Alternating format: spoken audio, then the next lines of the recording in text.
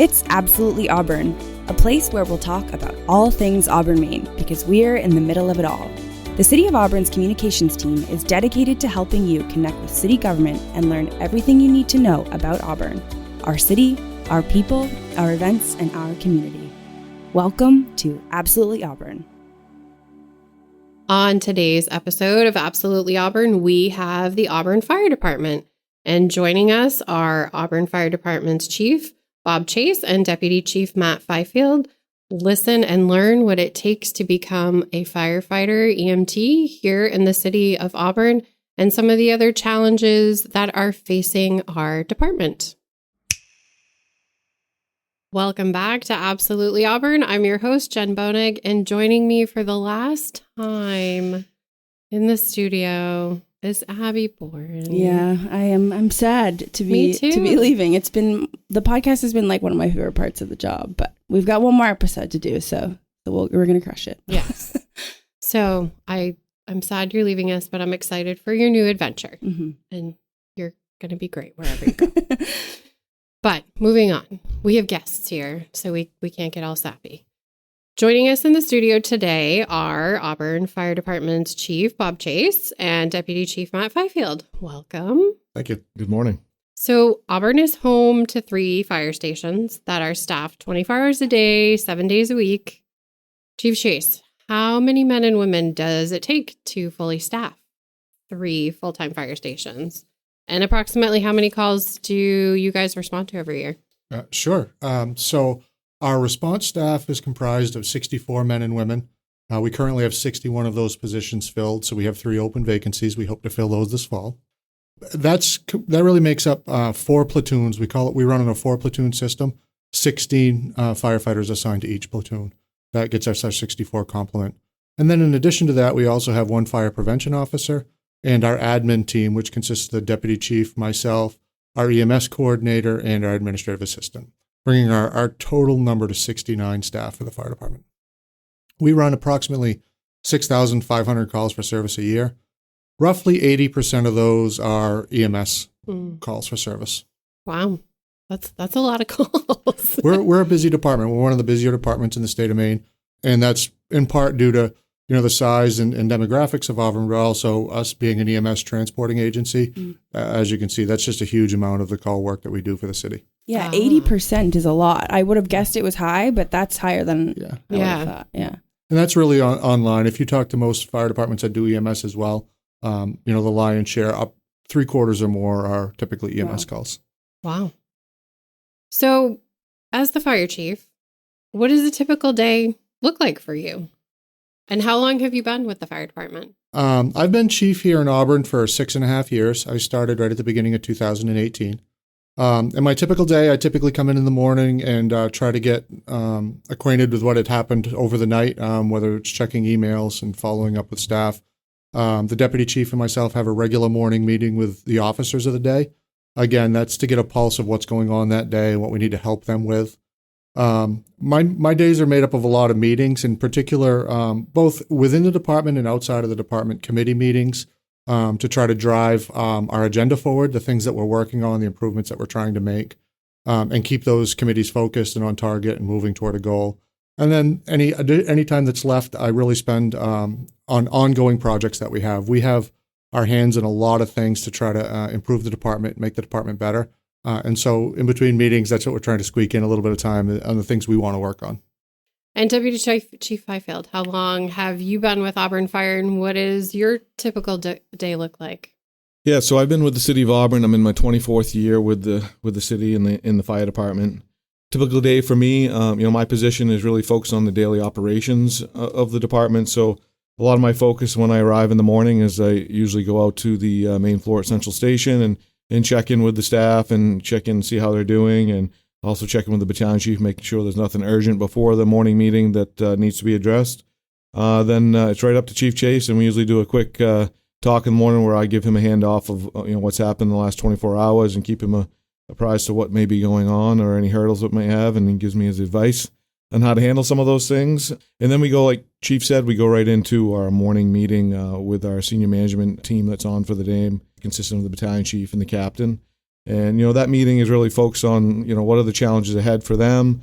How can we support them? And then we also work to keep them in the communication loop for what may be going on with the city and the department for bigger projects that might come outside of the daily or the weekly routine.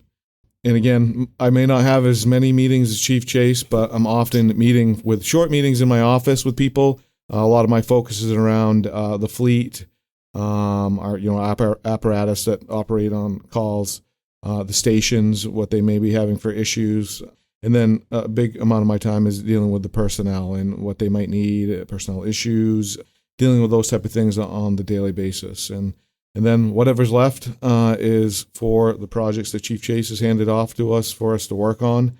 And then I always end the day with meeting with the battalion chief one last time before I head home, make sure they're good for the evening. So if someone wants to become a firefighter or an EMT, what type of training do they need? So more specific to the Auburn Fire Department, our minimum requirement to get hired with us is to be a state of Maine licensed basic EMT.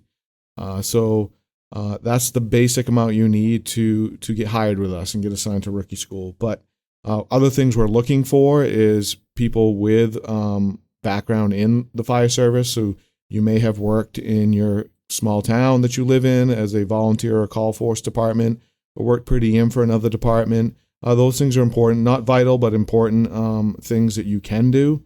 There's also certifications you can obtain, and those can be obtained through working with that small department or at the state level. It's called Firefighter 1 and 2. So those are the basics of firefighting. It's the basic knowledge that gives you certification and allows you to get a first taste of what's going on, some of the basic knowledge and hands-on skills, and get you ready for the job. Again, in one of the other things we're looking for is a good character in people. So we put a lot of effort in trying to find out who those people are when they do apply. But so we're looking for a basic EMT license, good character, some experience in the fire service, but not mandatory. And so when they come on board, and you said kind of like rookie class or rookie training, is there like an academy that they go to, kind of like the police department has, or is it on the job training with those veteran firefighters that are already there and working on the force? What does that look like? Yeah, that's a good question. So we're pretty unique. There's not a lot of departments that put the amount of time into a recruitment school, a rookie school that we call it. There's some other communities, some of the bigger communities do, but it's very rare to put the amount of time. Our last rookie school was 12 weeks long. So when someone comes through our process and they make it to rookie school, they get assigned to rookie school, and they're trained by our own in-house training team for those 12 weeks.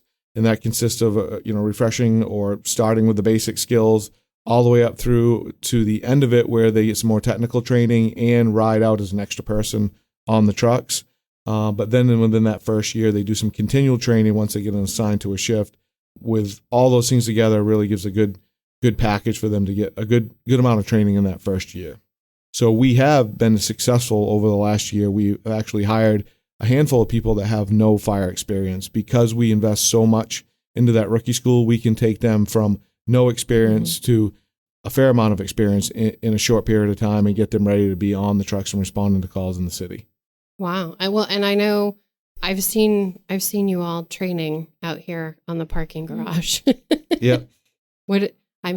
I see what you're doing, but can you explain what, like the parking garage training in particular, what is that? I guess what's the purpose behind that? Yeah, so the chief I think talked about it before. Is the city is kind of unique in the sense that it's not just a city. It's we got a lot of rural area, a lot of different challenges we have to be ready for, and one of those is we have a rope rescue program, and that rope rescue program is for injuries that someone falls down a ledge, down by the river, or up at a Mount Appetite, or some other situation where we need to go get them from a tough spot. And so that's exactly what the staff was doing, is they were training at the parking garage using the ledge and rappelling down the side of the building to mock a similar situation that we might find in the field.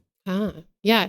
That's one of the things I know a lot of folks tell us is Auburn has so many different things. You can be in the city in a downtown, and we've got multi-unit apartment buildings, but then you can go out to the country and it's a barn and a house and animals, and it's very rural. So there's all different kind of challenges that you all would face Yeah, every day. it makes managing the department and the skills that we require our firefighters to know very challenging, right? We have to be very diverse. There are some big departments in big cities that cover, might be 100,000 people, but it's in 3 square miles, and they're all the same types of housing units, for example, multi-story. Those have their own challenges, but the diversity of challenges that we have to be prepared for in Auburn really makes it a challenge, but makes it very interesting as well. You touched on the ruralness of it. We have a lot of industrial, right? We're a service center, so we get a lot of traffic. We have a lot of residential as well as mercantile businesses. And then we've got the rural and wildland stuff. I mean, those city departments may never have to deal with a farm machinery accident or somebody being entangled in farm machinery or some of those things. All stuff that we have to be acquainted with and trained for, and very unpredictable.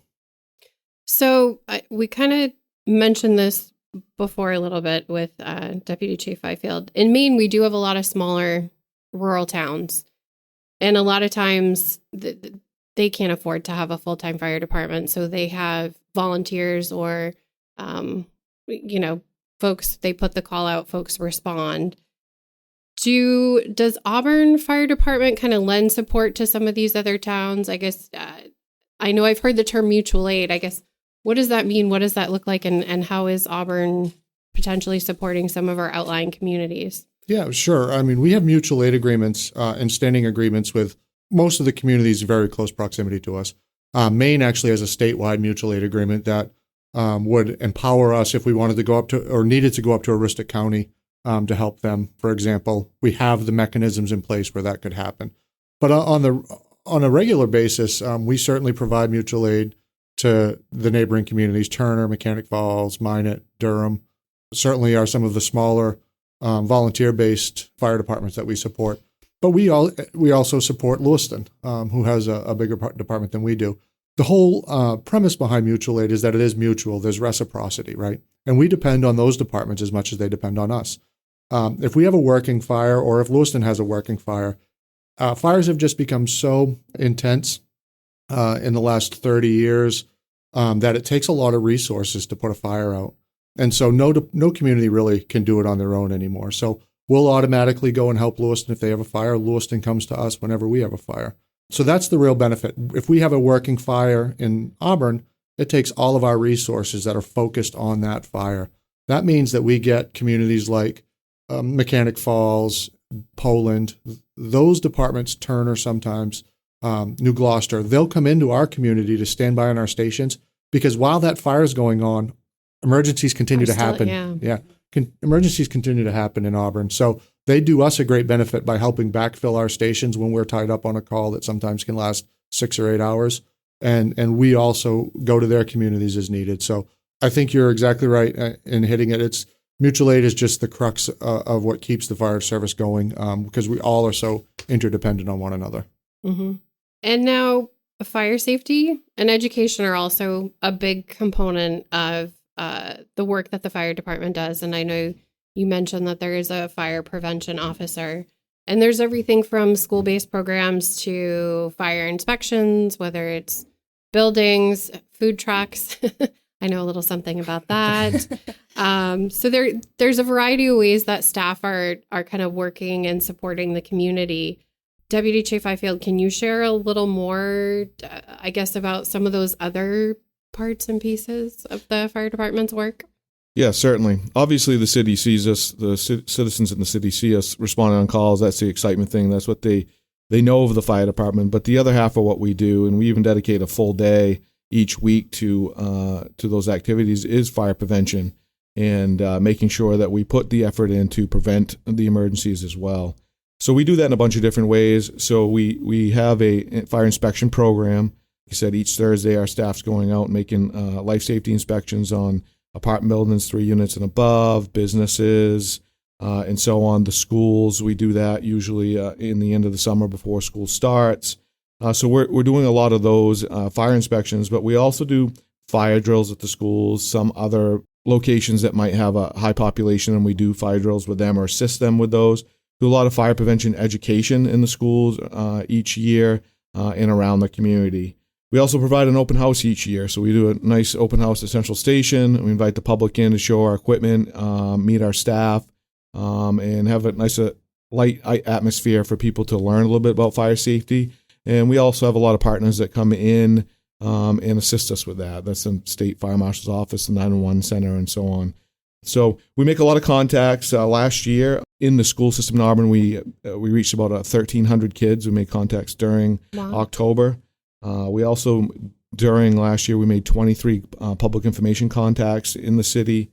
We also did just over 300 life safety inspections. And then we encountered about 300 or so people at our open house. So as you can see, we're making a lot of contacts annually.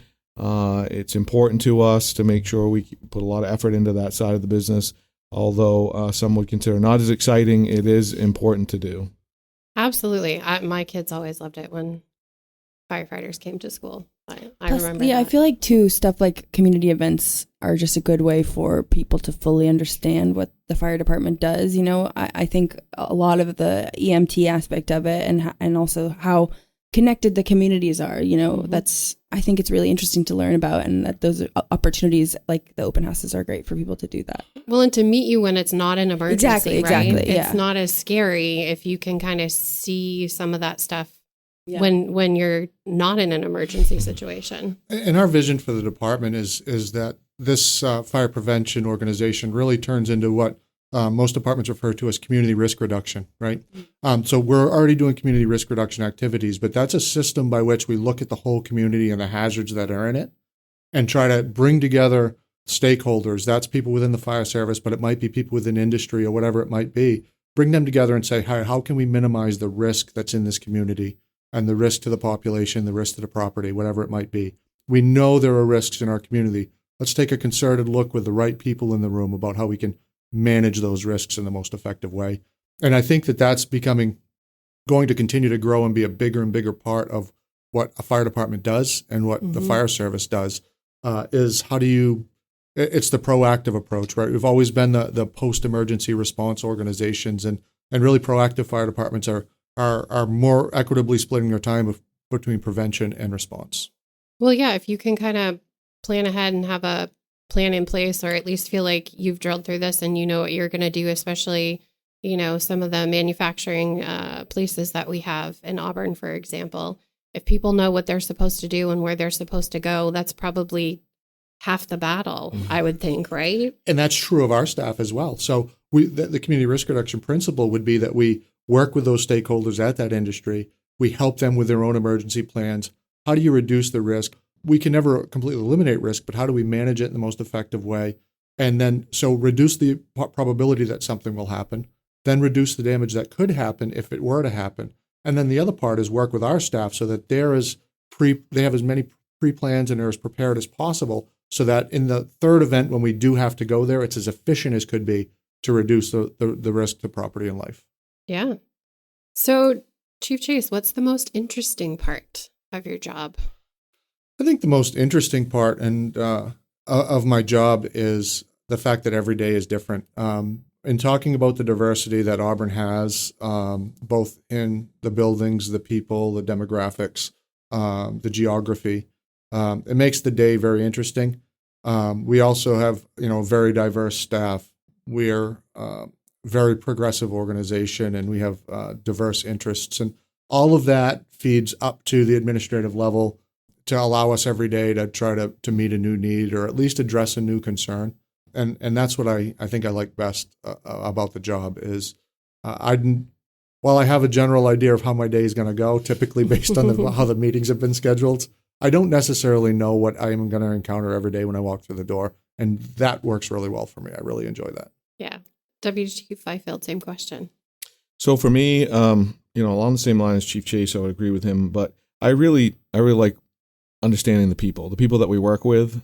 So being that's a big part of my job, I really put a lot of effort into the recruitment side and really getting to know the people we're going to hire before we hire them, but also being able to transfer the information I have, learn from them, the people that we currently work with, and just understanding each person, something works different for them. Who are they? What's going on in their life? How can we make them, put them in a successful spot and hopefully ultimately that they enjoy working for the city and the fire department. So I would say it's the people that work with us, very important to me, and I think I feel most successful when I was able to help them be successful themselves. Mm-hmm.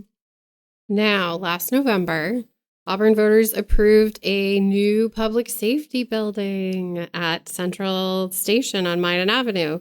So once this building is built, it'll house both fire and police. So I know, Deputy Chief Fifield, we talked to you a little bit about this back in, I think it was episode 8 of the podcast with public safety and infrastructure. What are some of the highlights of that building? What are some of the things that you all are excited to see and are going to be different, I guess, with this new expanded facility? I'll jump in for Matt and just say that we have a couple of real priorities with the new building. One is firefighter safety, the number one priority for us. You know, there are really 2 or 3 primary health concerns, and some of the biggest killers of firefighters are cancer and cardiovascular disease. Mm-hmm. And then, you know, close behind that are becoming firefighter suicides as a result of behavioral health concerns and the stresses of the job. And so we're really working hard to integrate safety components into the building as an engineering way to improve safety. So when we talk about cancer, buildings that have good separation, when we come back from a fire, our PPE, all of our equipment is covered in carcinogens. And so you really want buildings that have areas where that equipment goes, where it can be cleaned in a safe way, where firefighters can decontaminate their body, and they stay in that, we call it the hot zone area, right? The dirty area. And those contaminants don't get transferred into our living spaces where folks have to sleep, where folks have to change their clothes, where folks have to eat. So engineering designs that incorporate safe technologies, good decontamination equipment to get those carcinogens off, to capture them at the source, all of those things are number one and paramount.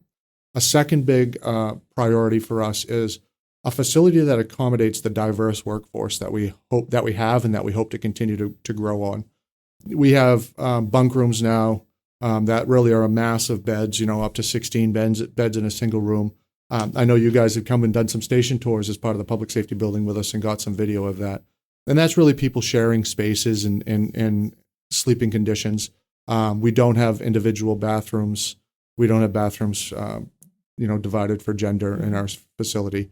The reality is, frankly, 50 years ago when our buildings were built, there wasn't a diverse male-female firefighter workforce. And diversity goes much beyond that. So we want to have buildings that really accommodate and are welcoming to everybody that we want to bring into our diverse workforce. And I think the last thing is just to have buildings that are really current on the technology associated with the fire service. Equipment continues to get bigger and more complex. The procedures and policies that we have to follow continue to get more complex. 50 years ago, it was a couple of jots on a paper for a report when you were done an incident. And now the amount of documentation that's requires reporting stations and those types of things.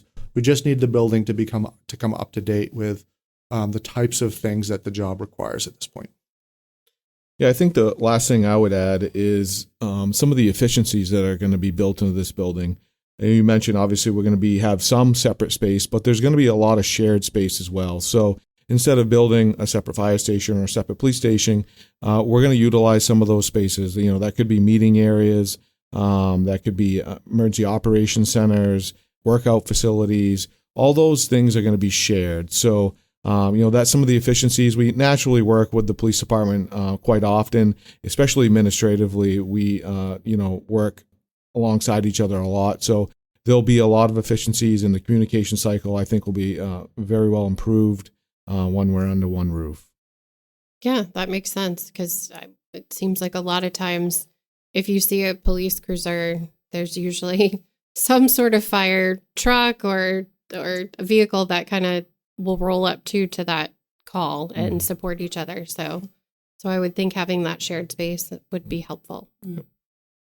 So we ask everyone this question. What's your favorite thing about Auburn? And it does not have to be work related. And whomever would like to go first. I'll go first. It's really easy because it's similar to what I said last time I was on here. Yeah, you have been asked this before. Yeah, so this is easy. I'll be real short and sweet. It's, Auburn is unique. It's big. It's almost 67 square miles. A lot of people say this, but it's really true in the sense that we have a small city downtown, a lot of things you need for amenities. But if you like to see nature, you like to do things, snowmobiling, hiking, fishing, we have it. So, and we're really close proximity to any of the big southern Maine areas or New Hampshire. We're not too far away. So I think we're pretty unique in that sense. And that's probably what I would use as my answer. You kind of cheated. Yeah. Well, that's all right. I'm going to go for originality. I think what I like best about Auburn is the people. We have interactions with people every day. The people of Auburn support their fire department. They're grateful for the service that they get. They're open with us. They participate. They come to our open house. And I don't know if I guess it's a cultural thing in Auburn, but the teamwork environment for the City of Auburn employees is just phenomenal. But I think we see that out in the community too. Like I said, the community is grateful to us. They're happy we're there, and they really want to participate in making Auburn better. It feels like, and so you don't see that in every community, and that's what I really value about Auburn. Awesome.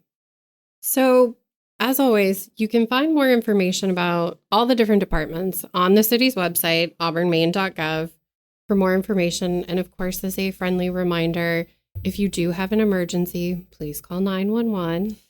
If you don't have an emergency, though, there is a non-emergency line that you can call, or if you needed to schedule a fire inspection or something like that, or you want to ask the fire department to come to an event, you can reach the fire department at a non-emergency number, which is 333-6633. Is that right? Yep. Okay. And you can also call the communication center directly if there's a non-emergency as well, which is 784-7331. So just a friendly reminder, try the non-emergency line first. If you're guessing about whether or not it's emergency, we'd much rather get there sooner than later. Okay. So 911 is okay. All right. When in doubt, ask for help. Okay. I would also point people to our website as well. There's a lot of tools within the fire department's website that you can make a request for a public event, or you have a question for us. You can get that through that system, and it comes to our executive assistant and usually comes to me quickly after that, looking for an answer. But also it's a great place for people looking at employment opportunities with us too. We just opened a hiring round on July 22nd. So on the 7th bullet down on the left-hand side of that page, you can find the hiring and recruitment page, and we'll guide you through that whole process. Great. Excellent. Well, thank you, gentlemen, for taking time out of your busy day. Another meeting on the calendar today, right? Checked one off. You have time till 11:30. So yeah. And yes, we needed to get you out of here on time too. So I'm glad that we were able to do that. Thanks again for joining us, Chief Chase and Deputy Chief Fifield. Thank you for the opportunity. Yeah. Thank you very much. Thanks for coming. Thanks for joining us on Absolutely Auburn. You can find all things Auburn, Maine at auburnmaine.gov and goauburn.me. You can also listen to us anytime, anywhere you get your podcasts, including Apple and Google Podcasts, Spotify, Amazon Music, and iHeartRadio, just to name a few. The City of Auburn's communications team wants to remind you that Absolutely Auburn is the only official podcast for the City of Auburn, Maine.